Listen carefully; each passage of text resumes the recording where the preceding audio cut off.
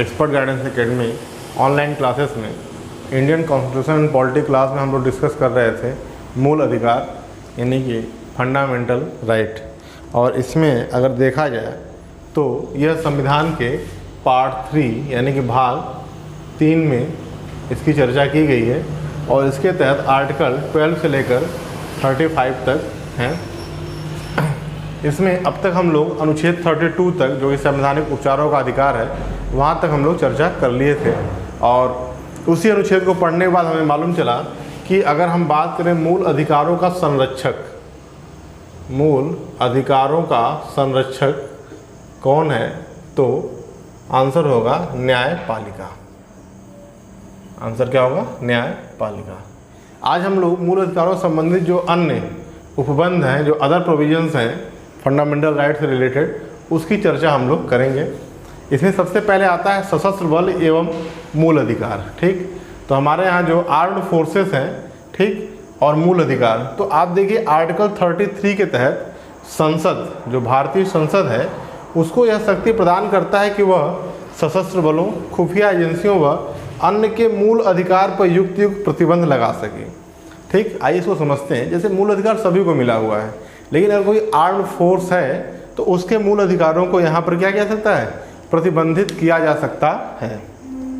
ठीक, मूल अधिकारों को प्रतिबंधित, जैसे मान लीजिए खुफिया एजेंसियाँ हैं, तो अगर खुफिया एजेंसी कोई है, अगर मान लीजिए उसका व्यक्ति कहता नहीं उसे मूल अधिकार प्राप्त है, वाक्य एवं अभिव्यक्ति की स्वतंत्रता प्राप्त है, तो जैसे मान लीजिए जो खुफिया एजेंसी हैं अगर वो कहें कि नहीं हमें मूल अधिकार है वाक्य एवं अभिव्यक्ति की स्वतंत्रता, है ना, जैसा कि आर्टिकल 19 में है, और वह कुछ ऐसी बातों को जिसको सबके सामने प्रकट नहीं करना है और उसे अगर वो प्रकट कर देते हैं तो उससे देश की सुरक्षा क्या है? खतरे में आ सकती है ना, शासन व्यवस्था जो है वो गड़बड़ हो सकती है।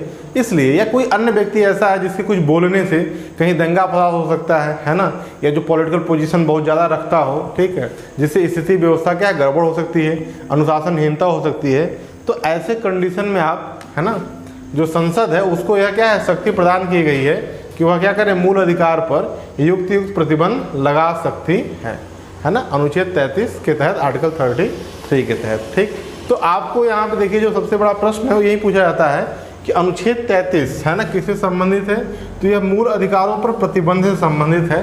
ठीक है ना, और यहाँ पर आर्म्ड फोर्स की विशेष रूप से चर्चा की गई है, लेकिन इसमें आर्म्ड फोर्स के साथ साथ जो खुफिया एजेंसी हैं, इंटेलिजेंस एजेंसियाँ उनकी, और साथ साथ अन्य व्यक्तियों के भी मूल अधिकारों पर युक्त प्रतिबंध लगाया जा सकता है। इसका आर्टिकल 34 है जो मार्शल लॉ, सैन्य कानून से संबंधित है। तो यदि किसी भारत के किसी राज्य क्षेत्र में अगर मार्शल लॉ क्या है? लागू है ना, यानी कि सैन्य कानून क्या है? लागू है। ठीक, तो वहाँ पर संसद के पास यह अधिकार है कि वहाँ के लोगों पर वह मूल अधिकार पर प्रतिबंध लगा सकती है।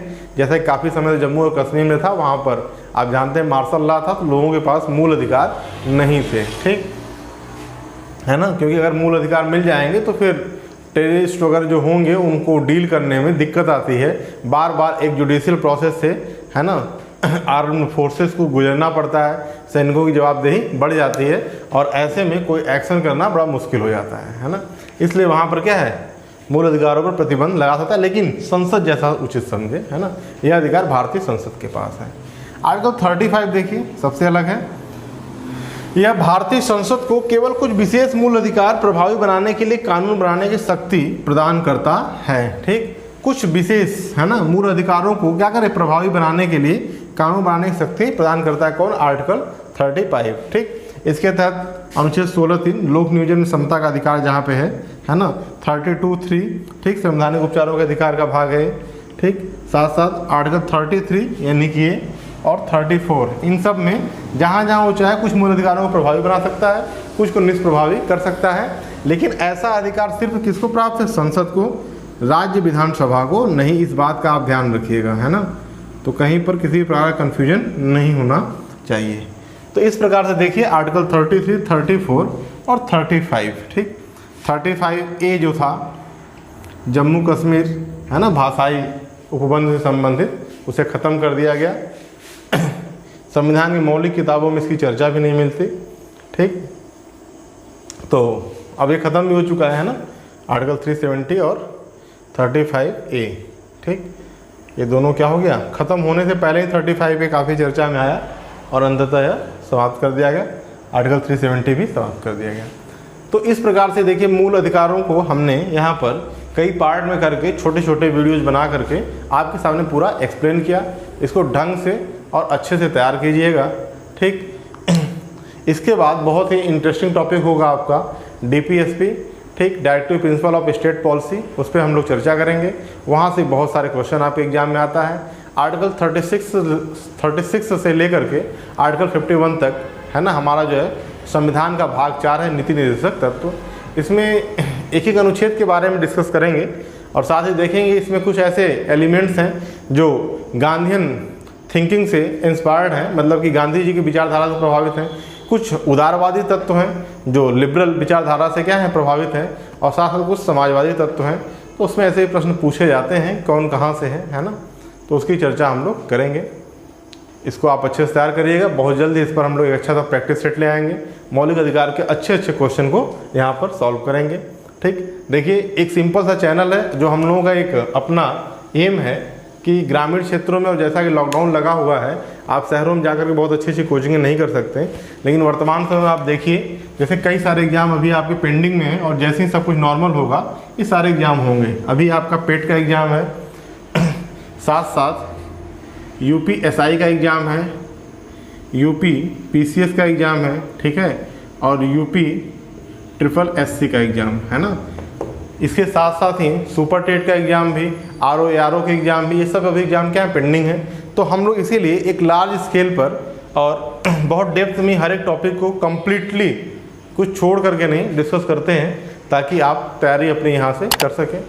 आगे चल करके हम लोग प्रैक्टिस सेट के माध्यम से चीज़ों को फिल्टर कर देंगे। जैसे अभी प्रैक्टिस सेट जो बन रहा है वो जनरल बन रहा है, आगे चल करके स्पेसिफिक प्रैक्टिस सेट बनाएंगे।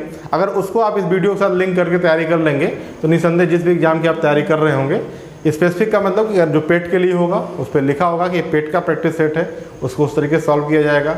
UPPSC में जो क्वेश्चन आते हैं उसको अलग तरीके से डील किया जाएगा। UPSI क्वेश्चन बहुत सिंपल होते हैं, यहाँ से अगर पॉलिटी की बात की जाए उसको अलग तरीके से, तो सबको अलग अलग तरीके से हम लोग डील करेंगे। थैंक यू, बने रहिए और चैनल को सब्सक्राइब जरूर करिए। वीडियो पसंद आता तो लाइक भी कीजिए। धन्यवाद।